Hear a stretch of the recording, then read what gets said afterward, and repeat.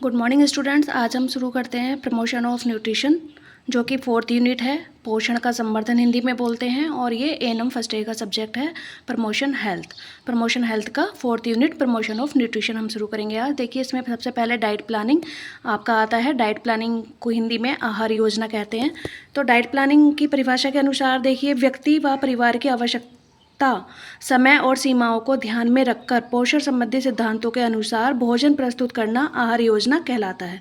इसका मतलब है कि उसके सिद्धांतों को साथ में रखते हुए कि मतलब वो किस टाइप का भोजन करता है, किस टाइप का नहीं करता है, उसकी सीमाओं को ध्यान में रखते हुए। अब ऐसा भी नहीं है कि आप ओवर फीडिंग कर दो। आपका 1 साल का बच्चा है और आप उसको 10 साल के बच्चे के बराबर खिला दो, तो ऐसे ओवर फीडिंग भी नहीं करना है। परिवार की आवश्यकता के अनुसार, अब ये भी नहीं है कि आपके घर में इतना ज़्यादा अच्छा सा मैनेज नहीं हो पाएगा, लेकिन फिर भी आप उसको ड्राई फ्रूट्स खिला रहे हैं या बहुत महंगा खाना खिला रहे हैं, तो आपकी परिवार की आवश्यकताओं के अनुसार, आपकी सीमाओं के आवश्यकता के अनुसार और आपकी जो है वो सिद्धांतों के अनुसार ध्यान में रखते हुए जो पौष्टिक आहार दिया जाता है, उसी को प्लानिंग कहते हैं। तो नर्स द्वारा किसी व्यक्ति के आहार का प्लान करते समय आहार में पोषक तत्वों की आवश्यकता को ध्यान में रखा जाना अनिवार्य है, जिससे कि उसकी आर्थिक स्थिति पे भी इसका कोई असर ना पड़े, ठीक है, उसकी पर्सनल हिस्ट्री पे भी उसका कोई असर ना पड़े और इसकी हेल्थ पे भी इसका कोई असर ना हो, कोई इशू ना बने। इसलिए सारे ही प्रोस्पेक्टस से आपको देखना है कि न्यूट्रिशन आप कैसे प्लान कर सकते हैं। आप अपने घर का खाना पीना पौष्टिकता के आधार पर कैसे प्लान कर सकते हैं। उद्देश्य और महत्व देखिए, इसका उद्देश्य क्या है, तो माल न्यूट्रिशन से मुक्त पाने के लिए, ठीक है, जो माल न्यूट्रिशन होता है, जो कुपोषण होता है, उससे मुक्ति पाने के लिए हम ऐसा करते हैं। परिवार के सदस्यों को पौष्टिक आहार प्रदान करने के लिए, ठीक है, पौष्टिक तत्वों को नष्ट होने से बचाने के लिए, भोजन बजट के अनुसार व्ययों पर नियंत्रण करने के लिए। तो ये कुछ मेन ऑब्जेक्टिव हैं, मेन उद्देश्य हैं, जिसकी वजह से हम ये प्लानिंग करते हैं कि माल न्यूट्रिशन से मुक्ति कैसे पाई जाए, ठीक है। तो आहार योजना के सिद्धांत देखिए, भोजन योजना को पोषण संबंधी आवश्यकताओं को पूरा करना चाहिए। भोजन के पैटर्न को परिवार की ज़रूरतों को पूरा करना चाहिए। भोजन योजना के से समय और ऊर्जा की बचत होनी चाहिए। भोजन योजना को परिवार के बजट को संतुलित करना चाहिए। तो ये सिद्धांत है कुछ, ठीक है, प्रिंसिपल हैं, इनको प्रिंसिपल बोलते हैं इंग्लिश में। तो इसमें क्या करना चाहिए, भोजन योजना को पोषण संबंधी आवश्यकताओं को पूरा करना चाहिए। मतलब उसको कितना विटामिन चाहिए, कितना मिनरल चाहिए, कितनी वसा चाहिए, कितना प्रोटीन चाहिए, कितनी एनर्जी चाहिए, उस हिसाब से आपको उसे मैनेज करना चाहिए। पैटर्न परिवार का जरूर पता हो आपका, किस टाइप का वो खाना खाते हैं। भोजन योजना समय और ऊर्जा की बचत करता है, ठीक है। और इसके बाद भोजन योजना के परिवार के बजट को भी संतुलित करना है। अब ऐसा नहीं है कि आपका बजट तो 10,000 का है, लेकिन आप संतुलित आहार बना रहे हैं 20,000 का, तो आपका वो जो बजट है वो क्या हो जाएगा, गड़बड़ा जाएगा, उसमें प्रॉब्लम हो जाएगी। एक ही बार आप ये प्लान कर पाएंगे, फिर इसको सस्टेन नहीं रख पाएंगे, बार बार नहीं कर पाएंगे। इसके बाद देखिए और क्या सिद्धांत है, भोजन योजना अधिक से अधिक पोषक तत्व प्रदान करें। व्यक्तिगत पसंद व नापसंद के लिए विचार करना चाहिए। भोजन योजना को विविधता प्रदान करना चाहिए। भोजन तृप्ति संतुष्टि देना चाहिए। भोजन को योजना भोजन की उपलब्धता के अनुसार होना चाहिए। तो ये कुछ मेन सिद्धांत हैं जिनके ऊपर आपको काम करना है कि अधिक से अधिक पोषक तत्व उनको दिए जाएँ, उनकी पसंद का और नापसंद का भी ख्याल रखा जाए।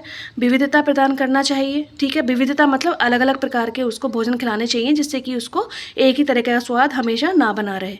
भोजन मतलब उसकी संतुष्टि के लिए, मतलब उसे सेटिस्फैक्शन होना चाहिए खाना खा के कि हाँ मुझे अच्छा लगा, मैंने अच्छे से खाया, मेरा पेट भर गया, इस तरीके से उसे संतुष्टि होनी चाहिए। भोजन की योजना भोजन की उपलब्धता के अनुसार होना चाहिए। देखिए, आहार योजना हेतु निर्देशक क्या क्या होता है, गाइडलाइन क्या होती है, तो भोजन व्यक्ति व परिवार की आवश्यकता अनुसार होना चाहिए। परिवार के प्रत्येक सदस्य, बच्चे, गर्भवती महिलाएं, किशोर, रोगी व स्तनपान कराने वाली महिलाओं को ध्यान में रखकर आहार योजना बनानी चाहिए, ठीक है। तो ये होना चाहिए कि परिवार की आवश्यकताओं को ध्यान में रखते हुए आपको भोजन कराना है। स्तनपान करने वाली महिलाओं को भी, किशोरावस्था वाली महिलाओं को भी, रोगी को भी, बच्चों को भी और अडल्ट को भी आपको संतुलित भोजन कराना है, जिससे कि किसी भी प्रकार की विटामिन की या मिनरल की वहाँ पे कमी ना देखी जाए। इसके बाद देखिए, समय की बचत का ध्यान रखना चाहिए। इसकी निम्नलिखित तकनीकें हैं, जैसे सप्ताह की आहार योजना का प्लान करना चाहिए। अब आपको रोज़ रोज़ सोचना पड़ता है कि आज मुझे क्या बनाना है, तो आपको एक आध घंटा इसी को सोचने में निकल जाता है, तो उससे आपका ये जो टाइम है वो वेस्ट हो जाता है। तो आपको क्या करना है, पूरे हफ्ते का प्लान स्टार्टिंग में ही बनाना है कि आपको किस दिन क्या खाना है, जिससे कि आपको वो पोषण कंप्लीट हो सके। रसोई संबंधी सामान की खरीदारी साप्ताहिक व मासिक रूप से करनी चाहिए।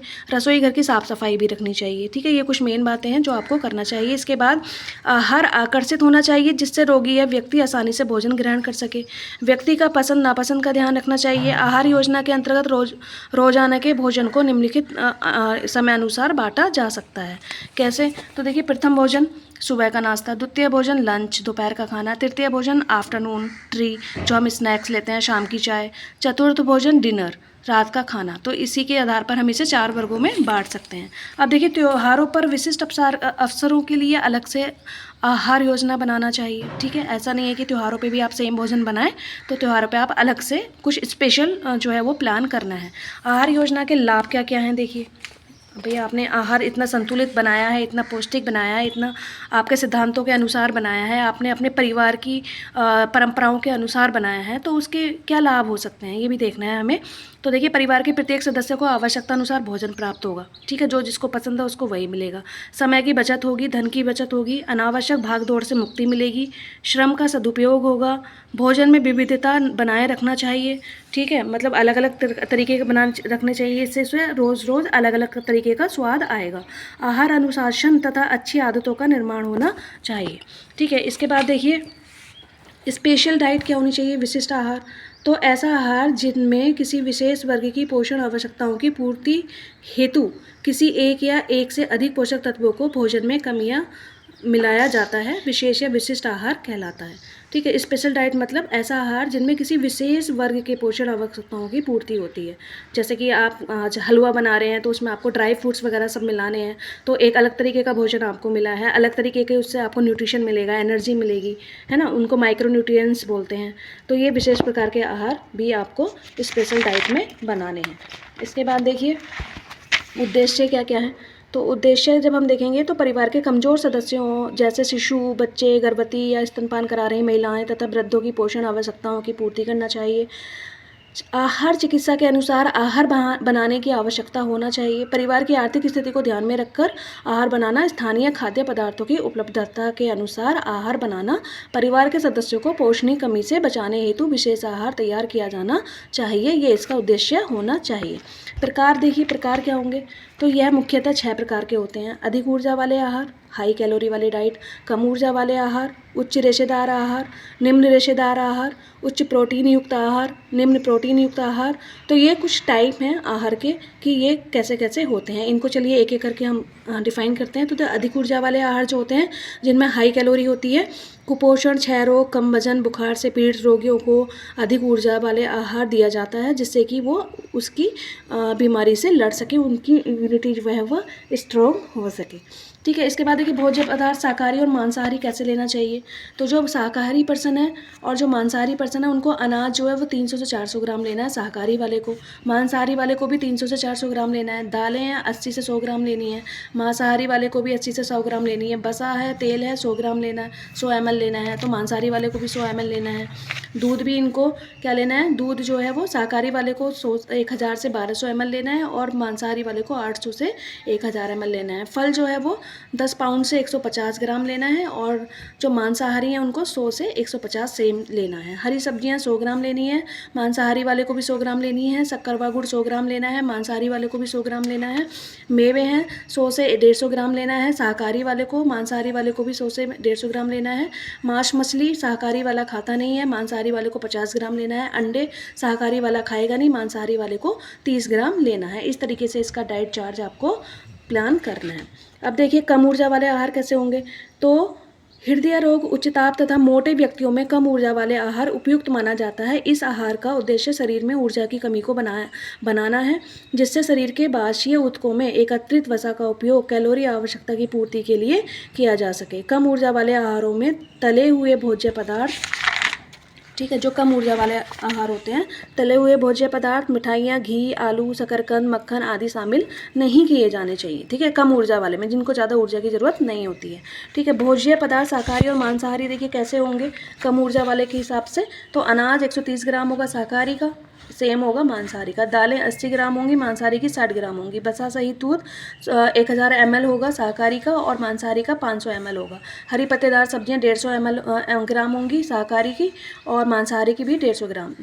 इसके बाद अन्य सब्जियां 200 ग्राम होंगी शाकाहारी की, मांसाहारी की भी 200 ग्राम। फल जो है 50 ग्राम, मांसाहारी का भी 50 ग्राम। मांस और मछली और अंडे 70 और 100 ग्राम आपके होंगे यहाँ पे कम ऊर्जा वाले पेशेंट के लिए। देखिए हम ज़्यादा ऊर्जा वाले के लिए पढ़ रहे थे तो वहाँ पे 30 ग्राम उसको अंडे लेने थे, 100 ग्राम उसको मांस मछली लेना था, लेकिन यहाँ पे उल्टा हो गया। मांसाहारी को मछली जो है कम ऊर्जा में 70 ग्राम लेनी है और अंडे 100 ग्राम लेने हैं। ठीक है, प्रोटीन ज़्यादा लेना है उसको अंडे में। इसके बाद देखिए हाई फाइबर डाइट, अच्छे रेशेदार आहार कैसे लेंगे। तो इस प्रकार का आहार कब्ज से पीड़ित रोगियों के लिए उपयुक्त होता है। इसका पाचन आसानी से होता है, मल का निकासन आसानी से होता है। इन आहारों का नियमित सेवन करने से रक्त का कोलेस्ट्रॉल का लेवल कम होता है। यह हाई फाइबर डाइट वाले पेशेंट हैं जिनको रेशेदार सब्जियां दी जाती हैं, जिससे कि उन्हें स्टूल पास करने में, पेट की गड़बड़ी में, पाचन में कोई दिक्कत ना हो। ठीक है, इस तरीके के लोग कैसे लेते हैं आहार देखिए। भोज्य पदार्थ शाकाहारी मांसाहारी, तो साबुत अनाज लेंगे 350 ग्राम, मांसाहारी लेंगे 350 ग्राम। साबुत दालें लेंगे 80 ग्राम, मांसाहारी भी 80 ग्राम। दूध लेंगे 600 ml, मांसाहारी लेंगे 400 ml। हरी पत्तेदार सब्जियां लेंगे 100 ग्राम, मांसाहारी भी लेंगे 100 ग्राम। अन्य सब्जियां देखिए, अन्य सब्जियां 200 ग्राम लेंगे शाकाहारी और 200 ग्राम ही लेंगे मांसाहारी। फल लेंगे 100 ग्राम शाकाहारी और 100 ग्राम ही लेंगे मांसाहारी। बसा लेंगे 50 ml, और जो मांसाहारी हैं वो भी 50 ml लेंगे। ठीक है, मांस और अंडे शाकाहारी खाते नहीं है तो मांसाहारी को मांस जो है वो 40 ग्राम लेना चाहिए और अंडे 30 ग्राम यहाँ पे लेना चाहिए। ये कौन सी डाइट थी आपकी? हाई फाइबर वाली डाइट। ठीक है, हाई फाइबर वाली डाइट में आपको ऐसे मैनेज करना है। इसके बाद लो फाइबर वाली डाइट, निम्न आहार रेशेदार, कम रेशेदार मुक्त आहार का उपयोग पौष्टिक अल्सर, डायरिया, पेचिस जैसे आमाशय तंत्र विकारों के लिए किया जाता है। इन आहारों में ज़्यादा तला हुआ भोजन, कड़ा मांस, रेशेदार सब्जियां लेने में मना है। जैसे भोज्य पदार्थ शाकाहारी मांसाहारी। अन्य 350 ग्राम लेंगे मांसाहारी भी। दालें जो हैं वो 20 ग्राम लेंगे, इसमें भी 20 ग्राम लेंगे। दूध 100 ml लेंगे, 500 ml लेंगे मांसाहारी में। फलों का रस 200 ml, इसमें भी 200 ml लेंगे। बसा का तेल 50 ml, इसमें भी 50 ml। शक्कर व गुड़ 50 ml, इसमें भी 50 ml। गुद्देदार जो फूल होते हैं, गूदा जिसमें होता है, 100 ग्राम, इसमें भी 100 ग्राम। हरी सब्जियां 50 ग्राम, इसमें भी 50 ग्राम। मांस और मछली, इसमें 40 ग्राम मांस लेना है और 30 ग्राम मछली लेनी है। ये कौन सा डाइट था आपका? लो फाइबर डाइट। लो फाइबर डाइट में आपको डाइट प्लान ऐसे करना है। अब देखिए हाई प्रोटीन डाइट में कैसे करना है। तो संतुलित आहार में प्रोटीन 1 ग्राम पर केजी शरीर के वजन के अनुसार अनिवार्य होता है, परंतु कुछ प्रोटीन युक्त आहार के द्वारा शारीरिक वजन की तुलना में दोगुनी मात्रा में प्रोटीन दिया जाता है। इस आहार का उपयोग कुपोषण में, बुखार में, एनीमिया में, तीव्र रक्तस्राव में तथा ऑपरेशन के बाद किया जाता है। देखिए भोज्य पदार्थ शाकाहारी और मांसाहारी कैसे होंगे। तो अनाज 300 ग्राम, मांसाहारी 400 ग्राम। दालें 100 ग्राम, मांसाहारी 100 ग्राम। दूध 120 ग्राम, 1200 ml, और इसमें जो है 800 ml। पनीर 100 ग्राम और मांसाहारी में 80 ग्राम। मांस मछली जो है वो मांसाहारी 750 ग्राम ले सकता है और अंडे 60 ग्राम। इसके बाद फल 100 ग्राम और मांसाहारी में भी 100 ग्राम। हरी सब्जियां 100 ग्राम, मांसाहारी में भी 100 ग्राम। बसा तेल 50 ml, मांसाहारी में भी 50 ml। अन्य सब्जियां 80 ग्राम, तो मांसाहारी में भी 80 ग्राम लेनी है। इसके बाद देखिए लो प्रोटीन वाली डाइट में कैसा होगा। तो लंबी अवधि तक पीलिया, वायरल हेपेटाइटिस या गुर्दे खराब हो जाने से पीड़ित रोगी में प्रोटीन के पाचन की क्षमता कम हो जाती है। इसलिए पीड़ित रोगी को आहार में कम प्रोटीन युक्त भोजन देना चाहिए। इससे विटामिन तथा खनिज पदार्थों की मात्रा कम हो जाती है, अतः रोगी को मल्टीविटामिन का टैबलेट देना चाहिए। ये लो प्रोटीन वाली डाइट में होगा कि उसको मल्टीविटामिन का टैबलेट दें। ठीक है, लंबी अवधि से पीलिया चल रहा है या कुछ चल रहा है तो ऐसे पेशेंट को लो प्रोटीन वाली डाइट देते हैं, जिनको ये बीमारियां होती हैं, हेपेटाइटिस की, कोई इसी टाइप का वायरस उसको लगा हुआ है, उसके गुर्दे खराब हैं, तो उनको लो प्रोटीन डाइट दी जाती है, जिससे कि उनकी किडनी ज़्यादा वर्क ना करे, ज़्यादा प्रेशर किडनी पे ना पड़े और वो उसको सही होने में हेल्प मिल सके। ठीक है, तो देखिए भोजन शाकाहारी मांसाहारी कैसे लेंगे। दालें 120 ग्राम लेंगे, दालें अनाज 120 ग्राम लेंगे, दालें 20 ग्राम लेंगे। दूध 600 ml और मांसाहारी वाला 400 ml लेगा। ठीक है, इसके बाद देखिए हरी पत्तेदार सब्जियां 100 ग्राम लेगा, मांसाहारी भी 100 ग्राम लेगा। बसा हुआ तेल 60 ml लेगा। शक्कर व गुड़ 100 ग्राम 100 ग्राम लेगा। फल 200 ग्राम दोनों लेंगे। मांस मछली 40 ग्राम लेंगे, अंडे भी 40 ग्राम लेंगे। मांसाहारी वाले लोग मक्के का आटा 100 ग्राम और मांसाहारी भी 100 ग्राम लेंगे। साबूदाना भी ज़रूरत के अनुसार ले लेंगे। ठीक है, इस तरीके से आपको क्या करना है, ये लो फैट वाली डाइट का मैनेजमेंट करना है। इसके बाद देखिए फूड कुकिंग कैसे करेंगे। तो भोजन को भोजन के पकाने के उद्देश्य क्या है, फूड कुकिंग क्या है। तो देखिए, भोजन को हानिकारक जीवाणुओं से सुरक्षित करना चाहिए, भोजन को स्वादिष्ट एवं आकर्षण बनाना चाहिए, भोजन को सुपाच्य बनाना चाहिए, भोजन में विभिन्नता लाना है, भोजन को सरलता से पकाने योग्य बनाना चाहिए। तो ये सब हमें भोजन को पकाने के लिए उद्देश्य यूज़ करने हैं, मतलब उसको स्वादिष्ट बनाना है, जो जल्दी से पच जाए ऐसा बनाना है, विभिन्न प्रकार की जो है वो भोजन की वैरायटी आपको बनाना है, भोजन में सरलता से पकाए गए योग्य बनाना है, कि ऐसा नहीं है कि आप उसमें घंटों तक कुकर में पका रहे हैं या फाइबर के बर्तन में पका रहे हैं तो उसकी पौष्टिकता चली जाती है। इसके बाद देखिए, भोजन पकाने के सिद्धांत क्या है, प्रिंसिपल ऑफ कुकिंग। तो पोषक तत्वों का संरक्षण करना है आपको, ऐसा नहीं है कि आप पका रहे हो और पोषक तत्व आपने सारे निकाल दिए हैं, तो ऐसा नहीं करना है। भोजन पकाने की विधि से पोषक तत्व नष्ट नहीं होने चाहिए तथा उसका मूल्य नहीं घटना चाहिए। भोजन तैयार करने की अवधि, भोजन निर्यात में ऐसी विधियों का उपयोग करना चाहिए जिससे से कम समय में भोजन तैयार हो सके। ठीक है, ये आपको करना, क्योंकि जितनी ज़्यादा देर तक भोजन पकेगा उसके जो पौष्टिक तत्व हैं उतने ही ज़्यादा गायब होंगे। संसाधनों का उपयोग, मेहनत, ऊर्जा तथा पैसों की बचत करते हुए स्थानीय तौर पर उपलब्ध सामग्री तथा संसाधनों का उपयोग करना चाहिए। ठीक है, उसके बाद खतरों से सुरक्षा कैसे करनी चाहिए। तो भोजन निर्माण के दौरान सुरक्षा संबंधी संसाधनों का प्रयोग चाहिए तथा सावधानी रखनी चाहिए। इसके बाद देखिए, विशेष समूहों की आवश्यकता। तो समूह की आवश्यकता के अनुसार आहार तैयार करना चाहिए तथा सही तकनीक के साथ मांसाहारी तथा शाकाहारी स्तर का भी ध्यान रखना चाहिए। आहारीय लक्ष्य, तो भोजन निर्माण के तरीकों में परिवर्तन करके आहारीय लक्ष्यों को प्राथमिकता देनी चाहिए। ठीक है, ये लक्षण होना चाहिए कि भोजन निर्माण जो आप कर रहे हैं उसके परिवर्तन में, तरीकों के परिवर्तन में लक्ष्यों को प्राथमिकता देना है। प्राकृतिक गुणों के सुरक्षा के अनुसार, तो देखिए, खाद्य पदार्थों के प्राकृतिक सुगंध तथा स्वाद नष्ट नहीं होना चाहिए, उसमें से अच्छी महक आनी चाहिए जिससे खाने में आपका हार्मोन अच्छे से सिक्रीट हो और आप उसे अच्छे से खा सकें और आपको अच्छा फील हो उसे खा के, हेल्दी फील हो। ठीक है, भोजन की स्वच्छता के अनुसार भोजन बनाते समय साफ सफाई का विशेष ध्यान रखना चाहिए जिससे व्यक्ति या रोगी को किसी भी प्रकार की संक्रमण नहीं हो। पर्यावरण संरक्षण के अनुसार, तो भोजन पकाने से वायु या जल प्रदूषण नहीं होना चाहिए। इसके लिए भोजन निर्माण में सही ईंधन का उपयोग करना चाहिए। अपशिष्ट पदार्थ को निस्तारण सही से होना चाहिए। आपका ईंधन भी अच्छा होना चाहिए, ऐसा नहीं कि उससे कोई भी टाइप की परेशानी हो रही है। देखिए, मेथड ऑफ कुकिंग क्या है। तो कुकिंग जो होती है, फूड कुकिंग, वो आपकी दो तरीके से होती है, वाटर कुकिंग और एयर कुकिंग। वाटर कुकिंग में बॉइलिंग आएगा आपका, ठीक है, सिमरिंग आएगा मतलब खदकाना, और स्टीविंग आएगा मतलब सिझाना। ठीक है, बॉइलिंग, सिमरिंग और स्टीविंग। ठीक है, उबालना, खदखदाना और सिझाना। ठीक है, आपने देखा ना कि आपने दूध को एक उबाल दिया, फिर खदखदाना मतलब आप, ऐसा नहीं है कि आपने उबाल दिया और उसे बंद कर दिया, उसको थोड़ी देर तक आपने उबाला बंद करा ऐसे। और स्टीविंग मतलब कि आपने दूध उबाला और उसको कम गैस पे करके छोड़ दिया और वो धीरे धीरे बहुत देर तक बनता रहा। एयर कुकिंग में देखिए, roasting, ran boiling and baking. ठीक है, ये आपके किस में आएंगे, एयर कुकिंग में, मतलब भूनना, धातु पर भूनना और तंदूरी में पकाना, तो ये आपका एयर कूलिंग में आएगा। ठीक है, इसके बाद देखिए, इसके जो आपके 3 टाइप जो हैं वो आपके फूड कुकिंग के, तीसरा जो टाइप है वो देखिए, ये फैट कुकिंग, स्टीम कुकिंग और अदर कुकिंग। एक मतलब आप फैट कुकिंग कैसे करते हैं, स्टीम से कैसे कुकिंग करते हैं, है ना, और एक अदर कुकिंग होता है। तो देखिए, फैट कुकिंग का होगा ड्राई फ्राइंग, ठीक है, ड्राई करेंगे फ्राइंग करके। एक होगा शैलो फ्राइंग, शैलो जो होता है मतलब कम फ्राई जो करते हैं, कम जो तलते हैं उसको। एक होगा डीप फ्राइंग। ड्राई फ्राइंग जिसमें ऑयल यूज नहीं होता है, बिना ऑयल के ये फ्राई होता है। शैलो फ्राइंग मतलब बहुत ज़्यादा डीप फ्राइंग नहीं होता है, आप उसको तवे पे कर सकते हैं, उसमें ज़्यादा आपको तेल में डुबोने की ज़रूरत नहीं पड़ती है। और डीप फ्राइंग मतलब आपको तेल में डुबो के अच्छे से उसको डीप करके आप जो फ्राई करते हैं उसको डीप फ्राइंग कहते हैं। देखिए, स्टीम कुकिंग की बात करेंगे तो हम डायरेक्ट, इनडायरेक्ट और प्रेशर कुकर। ठीक है, आप डायरेक्ट कुकिंग कर रहे हो गैस पे रख के, इनडायरेक्ट कर रहे हो, जैसे कि आप इडली सांभर बनाते हो तो इडली को आप क्या करते हो, डायरेक्ट नहीं करते हो, आप कुकर में रखते हो लेकिन उसमें स्टीम बनाते हो, है ना। एक होता है प्रेशर कुकिंग, तो आप प्रेशर से सीटी लगा देते हो। अदर कुकिंग में क्या आएगा, सोलर कुकिंग और इलेक्ट्रॉनिक कुकिंग। भाई आपने धूप से कोई चीज़ बनाई और आपने जो है वो माइक्रोवेव में कुछ बनाया, तो वो इलेक्ट्रिकल कुकिंग।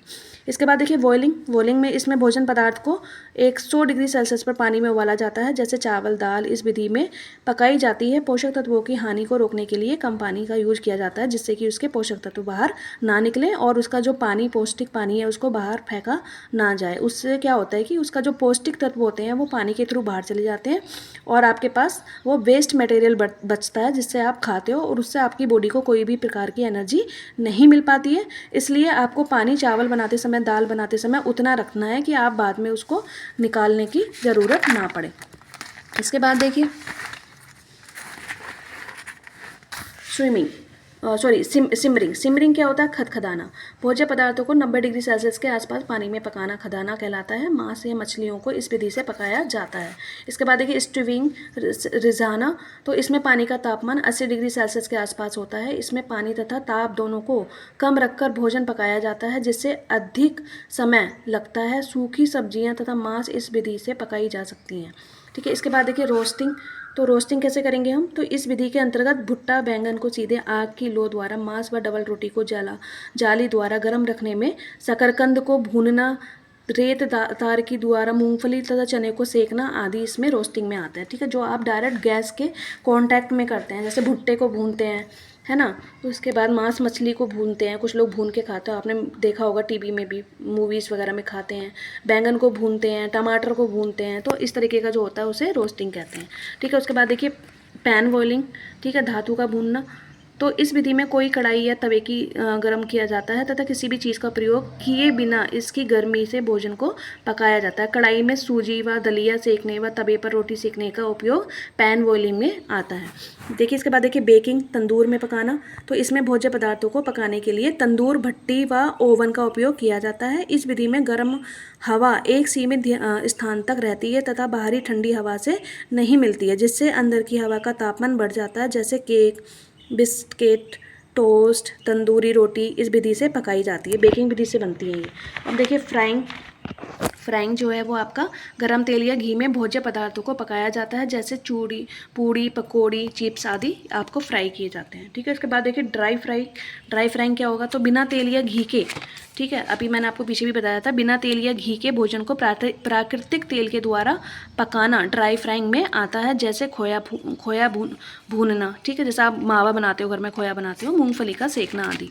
सैलो फ्राइंग क्या होता है? तो इसमें ये भी मैंने अभी आपको बताया था, सैलो फ्राइंग। इसमें तेल या घी का बहुत कम मात्रा में उपयोग होता है। भोजन पकाते हैं तथा पराठे, ऑमलेट, डोसा आदि हम सैलो फ्राइंग की विधि से बनाते हैं। डीप फ्राइंग क्या होता है? देखिए इसमें घी या तेल की मात्रा बहुत अधिक होती है। इसमें भोजन पदार्थ पूरी तरह से डूब जाए और इस तेल का तापमान अधिक होना चाहिए, नहीं तो भोज्य पदार्थ तेल को अवशोषित कर लेंगे, जैसे पूड़ी, समोसे, पकौड़ी आदि डीप फ्राइंग में आपके आते हैं। ठीक है। इसमें आपको बहुत तेज तेल गर्म करना है और उसमें खाना पकाना है डीप फ्राई करके। अगर आप हल्के गरम करके उसमें डीप फ्राई करके पकाएंगे तो उसमें बहुत ज़्यादा तेल कंज्यूम होगा और आपको ऑयल जो है वो खाने के अंदर ज़्यादा ऑब्जर्व होगा।